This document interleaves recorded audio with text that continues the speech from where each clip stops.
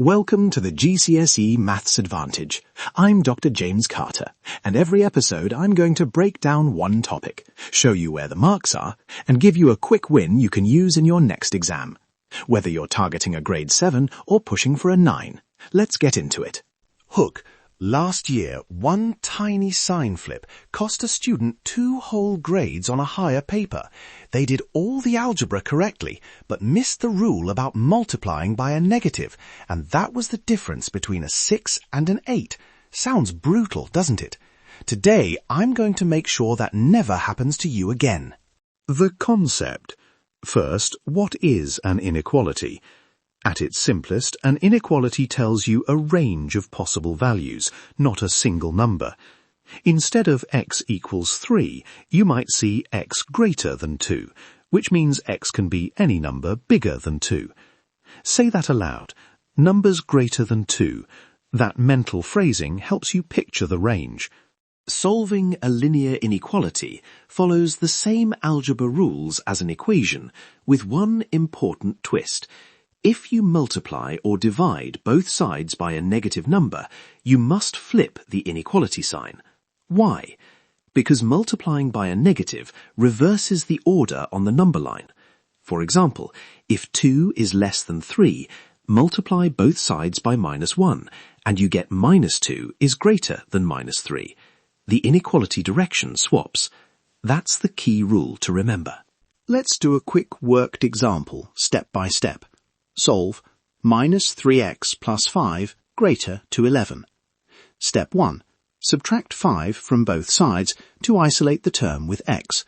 So, -3x greater to 6. Step 2. Divide both sides by -3. Because we divided by a negative, flip the greater than to less than, giving x less than -2. That's the solution. Notice how each algebra step is exactly what you do for an equation, but you must flip the sign on that divide step. Now represent that on a number line. For x less than -2, you draw an open circle at -2 and shade everything to the left. Open circle because -2 itself is not included. If the inequality had been x less than or equal to -2, you'd use a closed circle. Visuals like this are what examiners like to see alongside your algebra.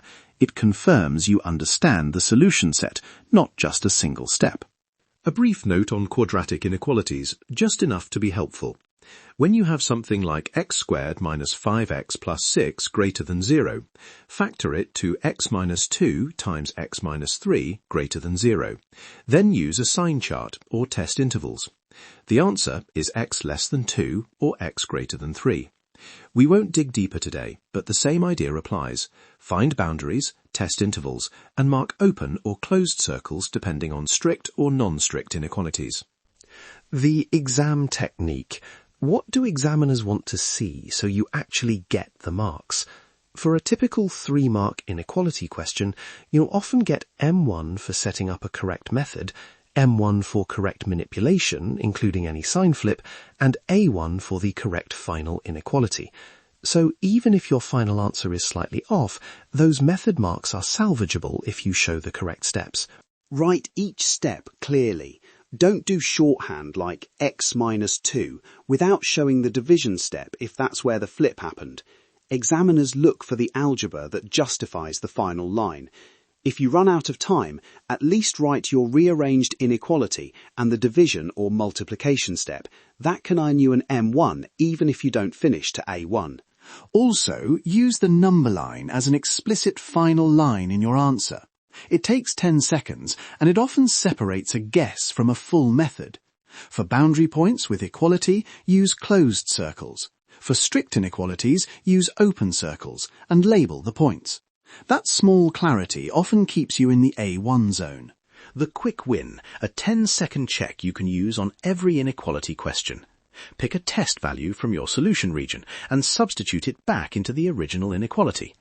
If your solution says x less than -2, pick x equals -3, substitute into the original expression and check the inequality as true. If it fails, you know something went wrong. This catches sign flips and algebra slips almost every time. Memory trick to avoid the flip. Say to yourself, flip when you multiply or divide by a negative. Keep that short phrase in your head when you divide or multiply. Say it aloud if it helps.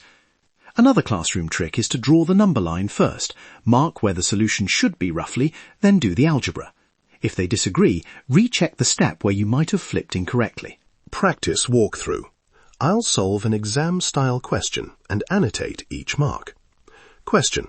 Solve minus 2x plus 4 less than or equal to 10. Step 1. Subtract 4 from both sides to isolate x term. You get minus 2x less than or equal to 6. That gives you the first method mark, M1. Step 2. Divide both sides by minus 2. Because we divide by a negative, we flip less than or equal to greater than or equal to, giving x greater than or equal to minus 3. That gives you the second method mark for correct manipulation and the accuracy mark A1 if you write the final inequality clearly. Show the number line with a closed circle at minus 3 and shading to the right. That's the final presentation. Now, the quick check. Pick x equals 0. Substitute into the original inequality, minus 2 times 0 plus 4 is less than or equal to 10, gives 4 is less than or equal to 10, which is true. Pick x equals minus 4. Substitute, minus 2 times minus 4 plus 4 is 12 is less than or equal to 10, is false, so it's outside the solution. That substitution confirms x equals minus 3 is correct. Common mistakes to watch for: forgetting to flip the sign on that division step, using an open circle when the inequality includes equality, and erasing intermediate steps in your script. Examiners can't award method marks for steps they can't read. Write it down, don't just think it. That's your quick win for today. If this helped, share it with a friend who's revising. You'll find more worked solutions and revision resources at jcacademyonline.co.uk. Until next time, trust the process and nail that exam.